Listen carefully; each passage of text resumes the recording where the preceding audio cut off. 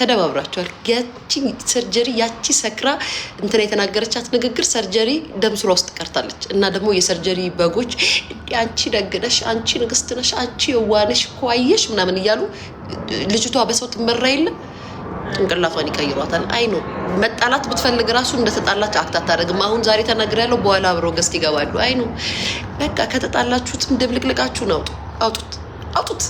ግን አሁን ጾሙ ነው። አሁን ለማን ጋይስ ምን ብለን እናወራለን ነው ጥያቄው።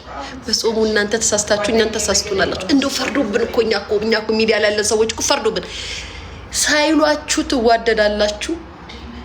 ደግሞ ወተን ስናብራራላችሁ ደስ አላችሁ ትሉናላችሁ። መከራችንን አበላችሁ ነው። አሁን እንደው ማን ይሙት ሰርጀሪና ፖፖ ቢጣሉ ቤተሰብ አሁን እንደው ጾም ነው ብለን እንደው አስተያየት አንሰጥም ማለት ነው። እንዴት ነው አሁን ነገሩ? እስኪ እንዴት ሊሆን ይችላል? እስኪ እንነጋገር። ተደባብሯል። ያስ እማቤቴን ተደባብሯል። እና መጣላታቸው ይኸው እሷ ማትበረክትልሽም እንደዚህ ምናምን ብለን ስለምንላት ላለመምሰል ይሞክራሉ እንጂ ተደባብሯል። አይ ሰርጀሪ አንቺ መስማማት የምትችይው ከበጎች ጋር ብቻ ነው እናትዬ። ከማንም ጋር ተስማሚ ከበጎችሽም ጋር በሂደት ትባያለሽ። እንደው